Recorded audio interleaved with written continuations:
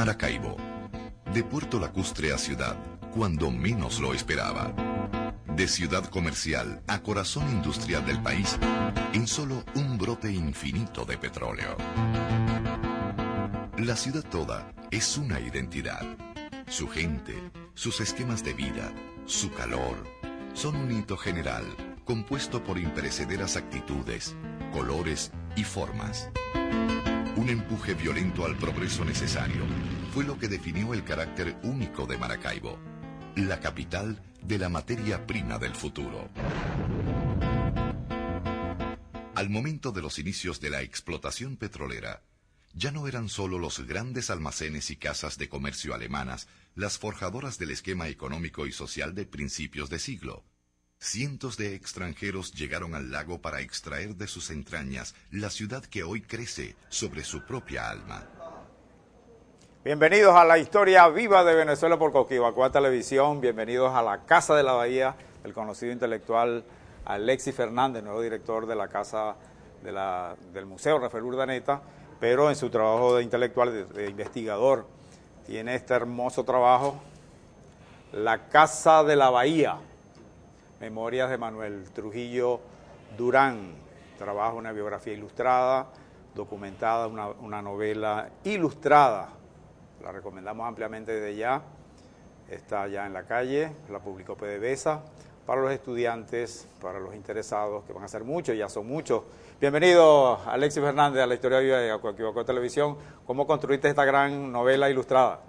Bueno, William, gracias por esta invitación al programa La Historia Viva, ¿no? Ya había venido una oportunidad hace unos cuantos años atrás. Cuando bautizamos uno de tus libros. Cuando bautizamos Costa Lejana, por cierto. Gracias por esta invitación. Y la construcción de la novela, en verdad que fue un proceso, si se quiere, arduo por la escasa información que había sobre... Tengo entendido que fueron 9 años. Fueron 10 años, en verdad, 10 años, indagando sobre Manuel Trujillo Durán como personero de esa Maracaibo fenicicular, decimonónica, de esa Maracaibo... Explica los términos. Antañona, fenicicular en cuanto a que era la Maracaibo del fin del siglo XIX, ¿no? Del siglo XIX. Y hasta los 33 primeros años del siglo XX, fueron 63 años de vida que Manuel Trujillo logró imprimirle un sello distintivo como hombre de las letras, hombre del oficio periodístico, hombre de la fotografía, hombre de la linotipia, hombre de la inventiva de la época, constructor de inmuebles. Y bueno, personaje realmente fabuloso que cada vez que pasaba un periodo, que pasaba un nuevo ciclo, iba aumentando su caudal de información y su curiosidad y su avidez por conocer más la ciudad, por conocer y explicarse más las razones de esa ciudad. Buscaste libros raros, tú dices, busqué bastantes libros raros en Caracas, las bibliotecas, en los vericuetos de Caracas, archivos de fotografía de la época. ¿Qué no investigaste? Fueron 9 años, hasta París estuviste con el Museo de los Hermanos Lumière, los pioneros del cine, de los equipos fotográficos, equipos de cine. Fue la labor bien dedicada, donde cada vez cobraba más fuerza un personaje fabuloso, un personaje característico, cuya personalidad cada vez me fue interesando más. De modo que, buscando información sobre los tranvías de la época, consigo en la web un programa de Alex Morrison en Nueva York y le escribo de inmediato. Y él me responde inmediatamente que él no conoce la posible relación entre Tomás Alva Edison y Manuel Trujillo Durán, pero sí sabe de una página web que dirige Luke Macken en el Reino Unido. Inmediatamente le escribo a este Luke Macken en el Reino Unido, el cine antes del cine, y él me responde de inmediato que esa información la ha encontrado él sobre Trujillo Durán en un texto de Guy Agnabelle y de Alfonso Gamucio Dragón. Guy Agnabelle, francés, quien ya murió, y Alfonso Gamucio Dragón en Bolivia. Le escribo a Alfonso Gamucio Dragón y él me dice: Alexis, te has metido con los fantasmas del pasado. En verdad ese texto lo publicamos nosotros hace 30 años atrás y está tomado de un cineasta venezolano a quien le he perdido la pista, que es Rodolfo Izaguirre. y me da las señas del libro e inmediatamente llamo a Caracas, a Rodolfo Izaguirre, y me dice, sí, el libro está escrito en francés y lo tengo en mi casa. Cuando era director de la Cinemateca Nacional, obtuve un solo libro y lo tengo aquí. Cuando pase por este valle, aquí está el libro para que tú lo puedas observar. Y te pusiste en él. Y luego empecé entonces a indagar a sabiendas que no estaba en ninguna web, no estaba en ningún link, estaba la historia, la reseña, la biografía de Trujillo Durán, sino en nuestros viejos, antiquísimos periódicos corroídos, devastados por la termita. Llegaste a las familias y llegué a las familias de los hermanos Trujillo Durán, quienes luego de la muerte de Manuel se dirigen a Caracas y se instalan en Katia Lamar, en Caracas, en Valencia. Te entregaron archivos Y fotográficos. bueno, ya en Katia Lamar ya la gente se hizo amiga, son grandes amigos hoy en día, a quienes les tengo un gran cariño, un gran respeto, una gran admiración, y ellos me ofrecieron los archivos, las fotografías. Ya una joven. Sus cartas, sus crónicas, sus anhelos, sus andanzas, sus padeceres. Aquí Roberto Jiménez Mayolo te dio parte de su fotografía familiar. Me permitió el acceso a su archivo personal. Atilana Mayolo Pocaterra, que es pariente de Roberto Jiménez Mayolo. Viene siendo hija de uno de los abuelos de los abuelos. Y me sorprende anoche cuando hablo con Roberto Jiménez Mayolo y me dice que la joven que está ataviada con una falda de carnaval es su mamá. Te puedes imaginar, pues, que la memoria, la historia viva, pues ahí está la memoria viva. De modo que es un libro hecho con Curnaje, me imagino, porque tiene belleza. Sí, tiene una gran cantidad de fotografías que él las y los equipos que fui en los hermanos Lumière allá en el museo. Viajó para allá una gran amiga, una entrañable amiga que es Brigitte Bernard, y con su prima lograron tomar fotografías en la casa de los Lumière, en el Instituto Lumière en Lyon, en Francia. De modo que sí, también me dirigí aquí a la Montaña de los Sueños, donde Alexis Montilla tiene un arsenal que yo invito a la juventud a visitarlo.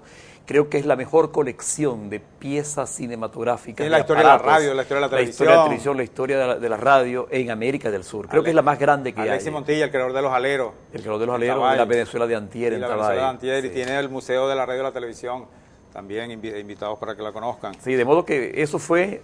Y consultar viejas bibliotecas. Ahí lo tenéis en pantalla. Manuel Trujillo Durán. Y ya regresamos con el conocido intelectual Alexis Fernández y su hermoso trabajo, La Casa de la Bahía.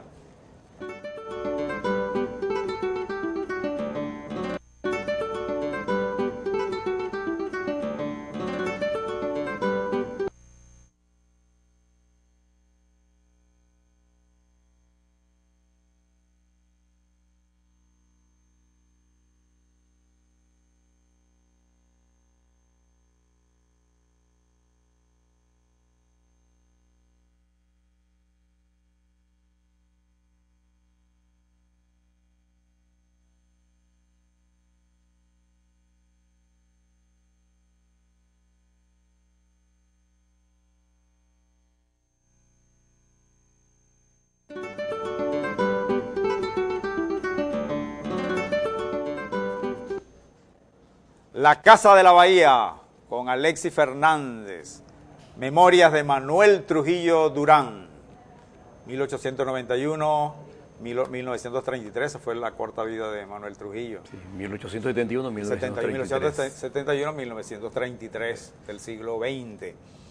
Las implicaciones, Manuel Trujillo se puso en contacto con los hermanos Lumière en París, los creadores de los equipos del cine, que fueron un impacto en Europa. Ellos crearon una franquicia, recorrieron el mundo, prepararon personal e iban presentando los equipos. Por supuesto, él no escapó, era Manuel Trujillo, curioso, intelectual, ¿no? Se va allá, trae los equipos.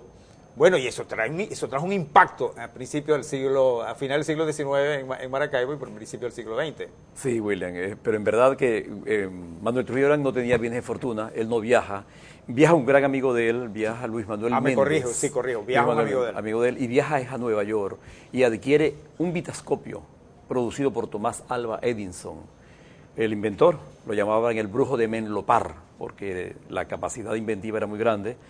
Él adquiere ese vitascopio, lo trae hasta acá, y el 11 de julio de 1896, Manuel Trujillo Durán proyecta las primeras vistas animadas de que se tenga noticias hasta el momento en América del Sur. Y fue nuestro Teatro Baral de la época, fundado en 1883, fundado y inaugurado para esa fecha, para el cumplimiento de los 100 primeros años del natalicio del Libertador. Allí proyecta él el 11 de julio de 1896. Su Vitascopio. Su Vitascopio, presenta las primeras películas. Eran películas en verdad. Recuerden que era el cine gravoso, en blanco y negro, cine mudo, apenas eran 1 minuto, minuto y medio, segundos, fracciones de segundos, de aquella imagen sobre un telón de fondo que impresionó, porque por fin se podía hablar del cine en cuanto que se proyectaban, eran las vistas animadas desde la época, por fin se capturaba la imagen y se podía proyectar. Hay un juguete que lo crearon los norteamericanos, el Viewmaster. El Viewmaster. ¿No? Que eran, se le daba una palanquita aquí y salían unos cuadros. Prácticamente el mismo principio, ¿no? Ahí está, ¿ves? Ahí está. Ahí tenemos. Esa es una linterna mágica. Linterna mágica. Luego se convierte en Viewmaster, como tú dices, que es un observador, ¿no? Para y vas pasando los cuadros. Ese es el Viewmaster. Ese es el Viewmaster. Vas pasando los cuadros. Sí. Y el principio, como tú dices, es el mismo. Proyección de imágenes. Y sirvió ese principio para proyección de imágenes que ellos concebían como imágenes animadas. Para el carrusel en las diapositivas. Sí, inmediatamente, luego en Francia, los hermanos Lumière logran un gran acierto al colocarle el aparato, perforar la película, con lo cual podían desplazar la película y la imagen en movimiento tenía una secuencia que permitía ver la imagen realmente en movimiento. Se podía desarrollar realmente delante de los ojos del espectador una película. De hecho, se proyecta en un sótano en París las primeras películas donde está el tren llegando a la estación. La gente cuando ve el tren que llega se baja del asiento, baja la cabeza porque cree que el tren va a salir y les va a llegar encima. Le da ritmo y profundidad y velocidad al cuadro fijo. Al cuadro fijo. La película fija, la fotografía fija, ahí tienes ese equipo en pantalla. Ese es un carrusel que permite animar, ¿verdad? Y por la rapidez con la que se mueve, logra verse la figura en completo movimiento. Es el desplazamiento, es el principio del desplazamiento. El principio del movimiento del cuadro. Sí. Hay otros por allí. Ahí están las imágenes, ahí está un Viewmaster rústico inicial. Sí, esto lo conseguimos en un museo, el Museo del Juguete en Mérida. 1910 por ahí, ¿no? Sí, 1910. Esto lo hemos conseguido en Mérida, hay una gran cantidad de cultores populares que se han dedicado a recrear los dibujos animados, a recrear los juguetes, a buscar el imaginario, ese imaginario que pervive y está en nosotros. Es la condición lúdica que yo advertí en la personalidad de Trujillo Durán. Un hombre lúdico, un hombre mago. Él participa Ese es el premio que se le otorga a un fotógrafo amigo de él, era concuñado de él, y logra este fotógrafo obtener el Gran Premio en París. El Gran Premio en París. De fotografía. Premio de fotografía. Y luego ya ellos estaban vinculados, ya ellos han creado para ese momento el periódico Gutenberg. El Pasquín de Manuel Trujillo. Él está ubicado, su salón fotográfico ahorita está ubicado frente a la Plaza Baral. Final del siglo XIX, principio del siglo XX. Diagonal al Teatro Baral. Diagonal, calle Venezuela. Calle Venezuela número 6. Sí. Sí, podemos hablar un momentito. Fíjate lo que dice. Podemos hablar un momentito. Situada frente al Teatro Baral, ofrece al público toda clase de trabajo fotográfico, desde la elegante miniatura, los carnés, que se llama hoy, hasta el hermoso retrato de un quinto del natural. Del natural. Especialidad en materia de vistas, calles, plazas, buques, casas, de todo. Y tenía el Teatro Baral, los artistas pasaban por sus cámaras. Sí, ese es un manuscrito que conseguimos en los archivos familiares ubicados en Catia La Mar, donde él y Aniceto Eusebio Serrano Durán, su primo hermano, campeaban en el humor, en la picardía, y hacían mofa de cualquier espectáculo oficial que hubiese, con una gran valentía, con una gran inventiva, con una gran creatividad. Eso hay que destacar. La presencia del salón fotográfico de los hermanos Trujillo, claro, para la Maracaibo de ese momento. Sí, era muy importante recordar que la fotografía adquiría mucha prestancia en cuanto que permitía recuperar para la posteridad aquellas visiones que podían desaparecer con la muerte física. Y también él trajo los equipos fotográficos Y luego él sí adquiere a los hermanos Lumière, a la fábrica Patel, una serie de equipos, y él logra proyectar, William, desde el 1896, se va luego a Caracas, al Teatro Municipal, luego proyecta en el 1896, ya finalizando, en Puerto Cabello, en La Guaira, en Valencia, y llega a Barquisimeto, regresa a Maracaibo, proyecta nuevamente en el Teatro Real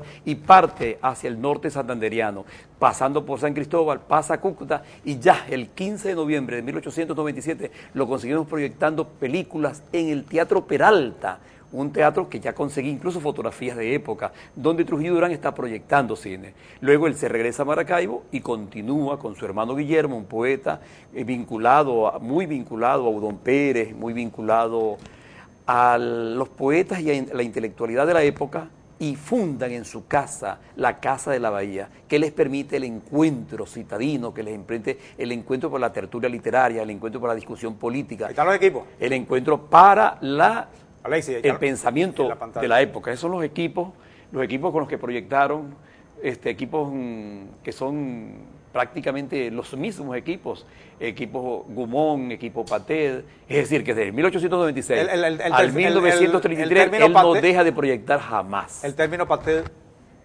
es una fábrica, una familia que adquirió los derechos a la familia Lumière y continuó ellos mejorando los aparatos. Porque se anuncia así. Sí. Vayan a ver mis equipos Patel. Y cada vez donde llegaban, el gran auxiliar... ¿Llegó a conocer a Tomás Alva Edison, de 1900? Les voy a confesar algo. Curubinda, nuestro gran cronista, me decía que él había hecho observaciones al vitascopio, y Tomás Alva Edison se las había aceptado. Eso me lo dijo personalmente nuestro gran cronista Curubinda. Y si te lo dijo, eso fue verdad. Caramba, y fueron 99 años de existencia y se convirtió en la gran memoria oral y escrita de nuestra Maracaibo. Regresamos a la historia viva de Venezuela por Coquivaco Televisión con Alexis Fernández en el libro La Casa de la Bahía.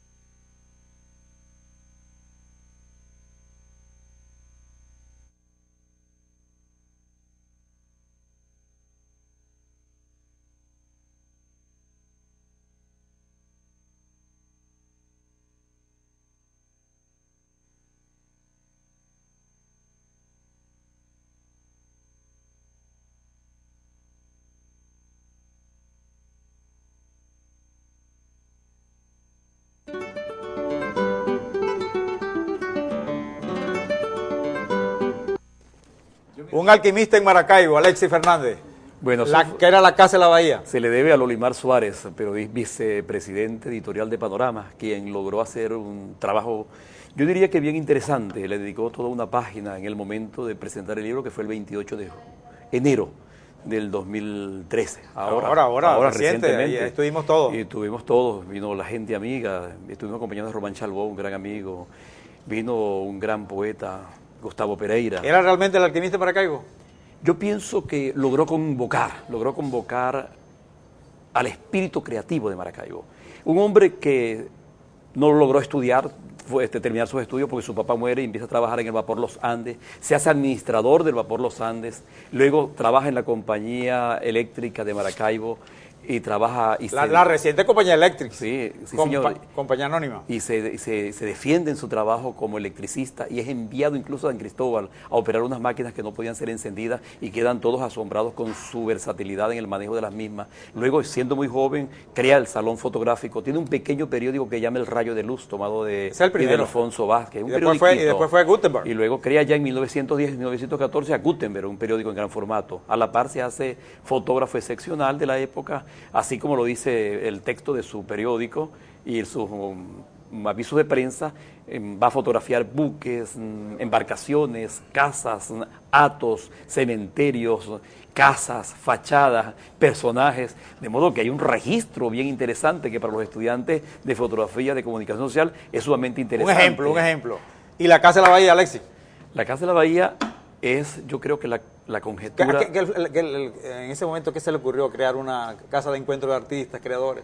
Porque su familia estaba muy emparentada con los intelectuales. ¿Y dónde lo de la ubicamos, época. como si estuviéramos hoy en 1900?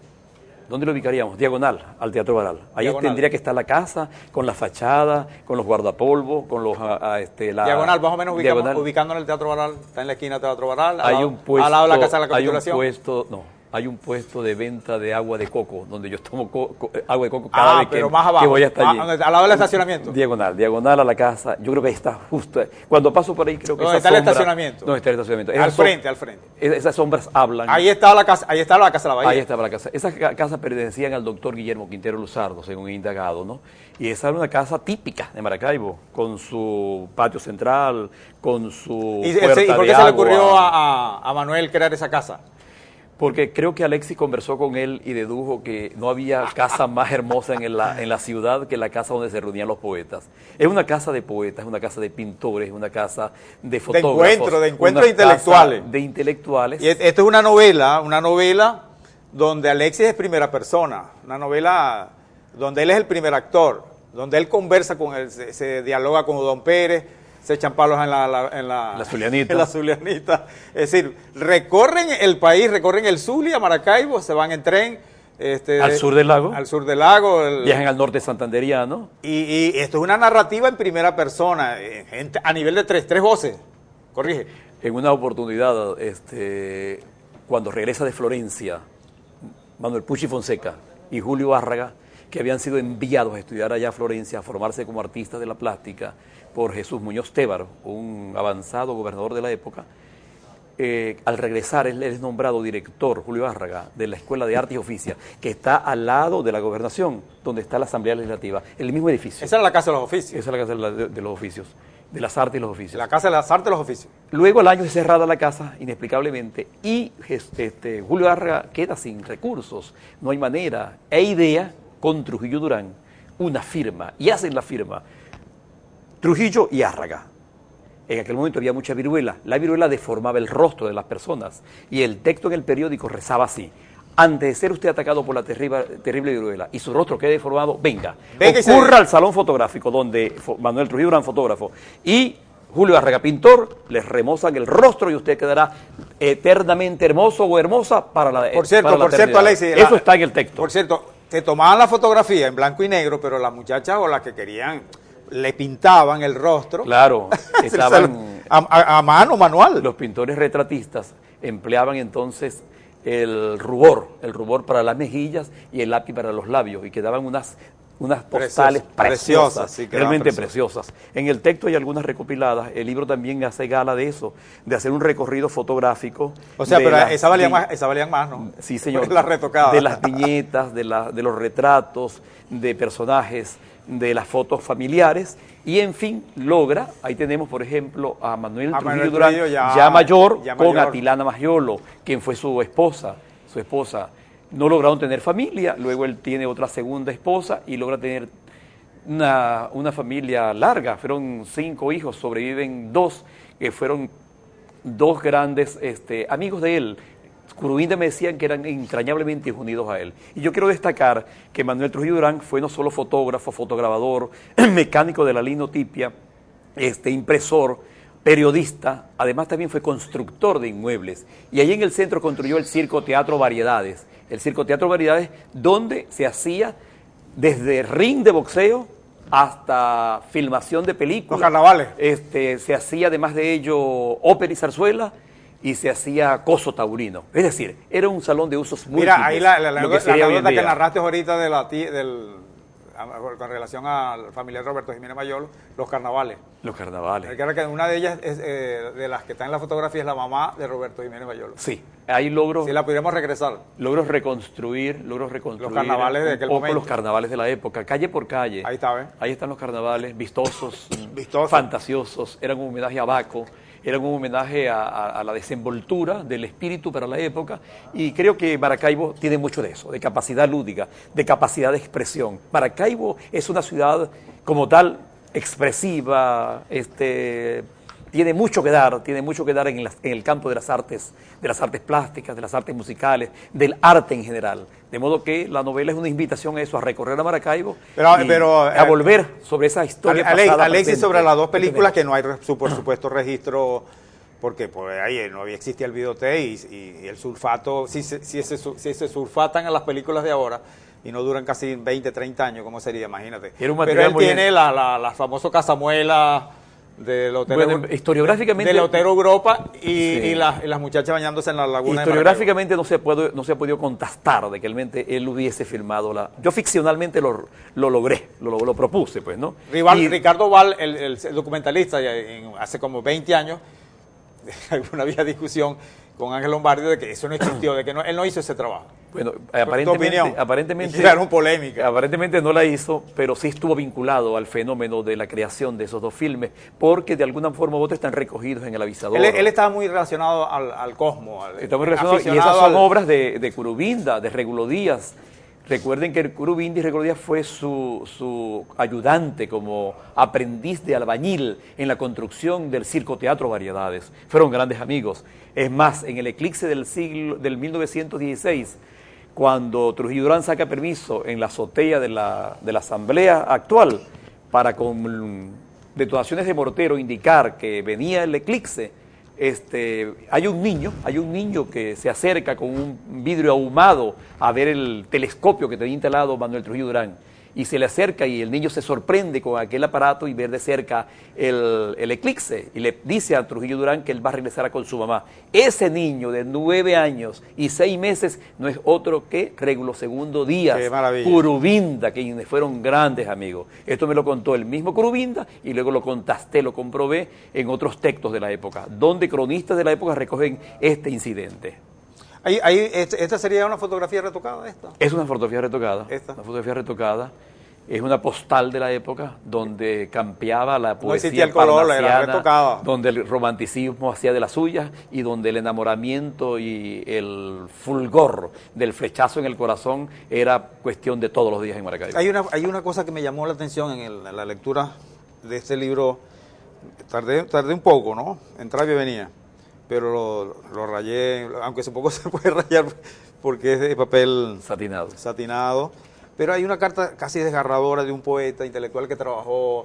Ismael Urdaneta. Que se pegó un balazo en el corazón, sí. se lo dio a su hermano, después de haber luchado... Sí, recuerden que fue héroe de guerra. Un poquito de Ismael Urdaneta. Sí, él recibió 5 condecoraciones de la Legión de Honor en la Legión extranjera del ejército francés. Y él fue amputado una pierna, luego le iban a amputar la otra, sufrió mucho ya. Llegó como un héroe aquí, intelectual. Como un héroe y fue recibido por Udón Pérez, y Udón Pérez leyó textos muy importantes en el Teatro Baral para recibirlo. De modo que él decide ya muy mal de salud, pegarse un tiro, y dejó una carta muy hermosa dirigida a Arístides, su hermano. A mí me impactó esa carta. Sí, ahí está la carta, está reproducida la carta. Ya regresamos, Alexis, en la historia de Venezuela por Coquivacoa Televisión.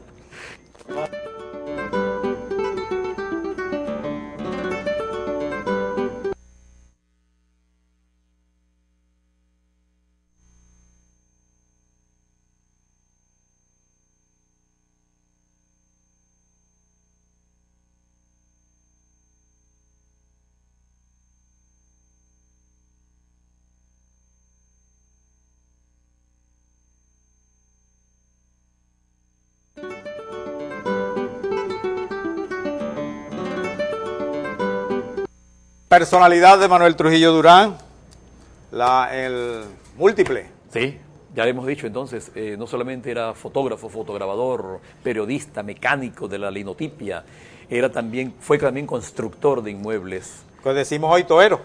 Sí, hombre, un hombre... Bueno, pero los términos de hoy de Maracaibo. Le voy a dar una anécdota real.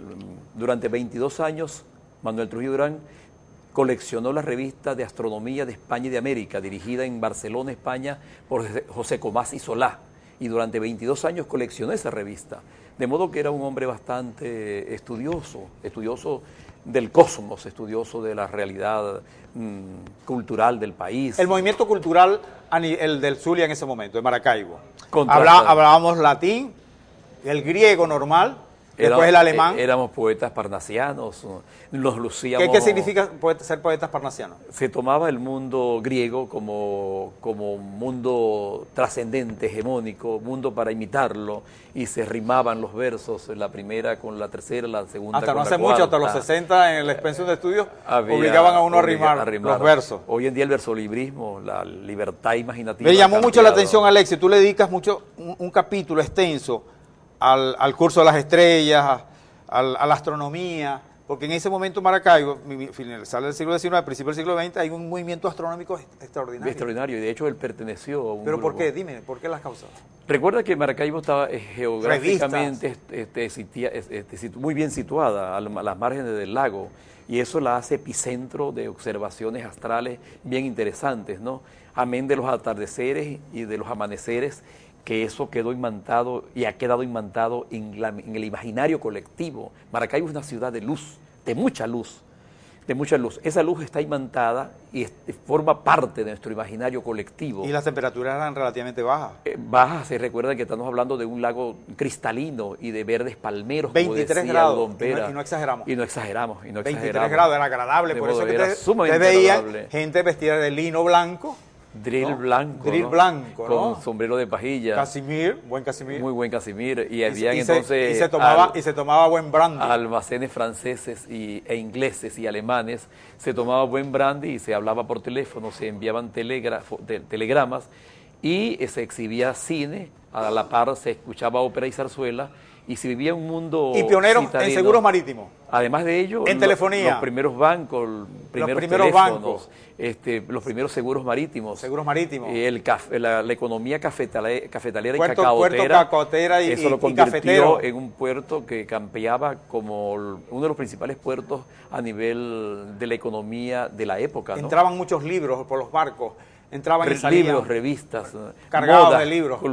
cuplé. Es decir, era una actividad bien interesante, bien intensa. Ahí está la intensa actividad del puerto nuestro, cafetero, conectado con narra ahí el gran ferrocarril, conectado con ¿dónde? Con La Ceiba, Táchira. Recuerda que la familia Roncayolo, franceses, activaron la creación del gran ferrocarril del Táchira al sur del lago, ¿no? Y también el ferrocarril de La Ceiba, y construyeron el ferrocarril que va de Santa Bárbara del Villa, que son 60 kilómetros. Y eso venía cargado de inmenso, ¿cuáles productos? Y luego, café, cacao. Y luego los vapores, esos vapores venían cargados de lo que bajaba de las montañas andinas, que era café y cacao, pieles, maderas, resinas. De modo que era un mundo en ebullición. Hay un dato, 1000 barcos en el puerto. 1000 barcos surtos en el puerto hubo en un momento determinado. Lo recoge la crónica de la época. Hubo periódicos, hubo revistas de distinta índole. Los periódicos, nómbralo. Pregonero. El fonógrafo, el fonógrafo, Ecos del Zulia, el Zulia Ilustrado finalmente, que es una gran experiencia periodística. Y el pregonero de los hermanos Trujillo logró meterse en la competencia. Él tuvo el Rayo de Luz en primer lugar y luego tuvo el Gutenberg, 1910-1914. Y a la par hubo una serie de periódicos, de pequeñas revistas literarias, hubo mucho encuentro literario, hubo mucho movimiento hacia las bellas artes, a lo que se concebía en ese momento como las bellas artes. Hoy pasamos de las bellas artes a la cultura participativa. A la cultura protagónica, a la cultura popular, a la cultura del pueblo, a la expresión popular del pueblo venezolano, siempre sesgado, invisibilizado, apabullado por múltiples intereses hoy en día transnacionales que pretenden sepultarnos. ¿Cómo va la discusión de la ley? Aunque nos salgamos un poquito, ¿cómo va la ley de cultura? Va adelantada. Ahí hay personeros que están luchando por lograr una ley reivindicativa, legítima, lucha por lograr colocar la cultura como epicentro de todos nuestros actos. Ya regresamos con Alexis Fernández en su libro La Casa de la Bahía, en tu programa La Historia Viva de Venezuela.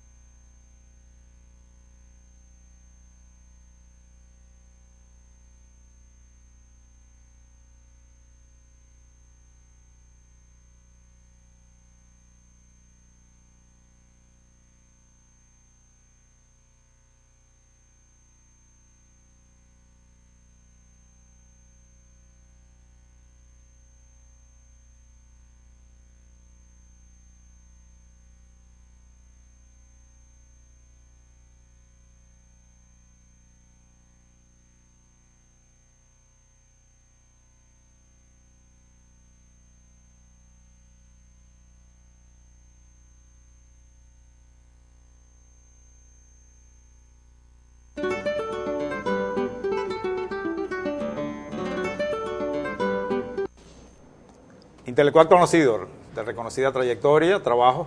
Alexis Fernández Trafalero, tu primer cuento. Primer libro de cuentos. Primer libro de cuentos, y hay una característica que quiero destacarla rápidamente en cada uno de los textos. Fueron ilustrados esos libros por amigos artistas, en este caso por Ángel Peña. El segundo, Días de Gracia, publicado por la Facultad de Ciencias, fue ilustrado por Edgar Queipos. el tercer libro en su trabajo muy joven, de los 21 años. Sí, Linajes del Sur. ¿Qué trata este libro? Publicado por la Dirección de Cultura, es un poco el imaginario del sur del lago, de los ríos del sur del lago. Fue ilustrado por Roger Aguilar, quien acaba de morir en La Habana, en Cuba. Anotaciones para una antología de poesía falconiana. Es una aproximación, un ensayo sobre la poesía escrita en Falcón. Este que sí lo leí, lo trabajé. Turbio Fontanero. Turbio Fontanero, que sirvió de base para un documental De Jacobo Penso. de Jacobo Penso. Sí, Congo Mirador, La vegetación imposible. Y también te lo tradujeron a unos Se tradujo capítulos. unos capítulos al francés, que es la vida de Hernán Alvarado en Francia. Y en Alemania. esto que te lo bautizamos hace 3 años en La Historia Viva, en Los Niños Cantores, hermoso, que lo recomendamos su lectura. Costa Lejana. Costa Lejana. Costa Lejana, ilustrado por Edwin Villasmil. Un resumen de Costa Lejana. Sí, un poco mi vinculación con el agua, que está bien emparentada en todos los libros. Con el agua todo. Un día con los añús. Esa etnografía sobre los pueblos de agua, sobre todo la laguna de Sinamaica. Que también me llamó la atención. Árbol de sombra. Este diseño Lo fue de los publicó- muchachos. No, lo publicó la UPEL y el diseño, la ilustración es de Edwin Villasmil. Una gran amiga, Diana Borges. ¿Qué trabajas aquí? La vinculación de la naturaleza a través de, de los árboles. Tú publicó La Única. Ese sí es una trilogía que recoge los 3 libros primero, Linajes del Sur, Costa Lejana y Árbol de Sombra. Ese es Memorias Memorias del del Caudal, Caudal, publicado por UNESURO. Tiene la gran virtud de que sus 147 páginas fueron ilustradas por Ender Cepeda. Háblanos del querido, que lo conocimos, lo tratamos, se le hicieron trabajos en cassette, eso lo deben tener guardados allá, el Centro Zuliano de Investigación Documental, hicieron trabajo varios historiadores, no sé qué habrá pasado con eso, hay suficiente material, se le hicieron horas de trabajo Sí. a Curubinda. En homenaje a Curubinda, su memoria, exaltar y recuperar su memoria, creamos esa revista llamada Curubinda, de Raíces y Diversidades. Una revista que lleva el segundo número, que es esa que tiene allí. ¿En qué y frecuencia que ahora sale? con el secretario de Cultura del Estado, Giovanni Villalobos, hemos acordado continuar con esta propuesta. ¿Este es el segundo trabajo? Este es el segundo número de la revista. Y hay otro trabajo que también es hermoso, Sí, es un libro sobre la vida y obra de Ender Cepeda, publicado por el IARTE en Caracas. Un libro que recoge la semblanza gráfica, pictórica, artística de Ender Cepeda. y el conversatorio que tienes el 20 de junio. Y el 20 de junio, sí, aprovecho para informarles que el 20 de junio grandes amigos han acordado realizar un conversatorio sobre la novela, sobre la Casa de la Bahía, Es un conversatorio donde ¿En dónde va a ser? va a ser Disculpa. en PDVSA La Estancia. PDVSA La Estancia el 20 de próximo junio. jueves 20 de Están junio invitados. a las 7 de la noche. Tengo entendido que están trabajando sobre un guión para una película de la Casa de la Bahía. Sí, el amigo Israel Colina adelanta ya, gestiona ya la producción de un largometraje. Y hay críticas, extraordinarias críticas. Camilo Balsa, conocidos intelectuales. Dice Camilo, después de una larga y paciente revisión de la narrativa en el Zulia de la mitad del siglo XIX, aparece por la serie de características que encierra la Casa de la Bahía extraordinario, una novela reportaje impregnada de la magia de una ciudad perdida, pero viviente en los espejos del sol y de sus aguas, viviente en la cosmovisión de la modernidad y en la acción del hombre, entre otros, ¿no?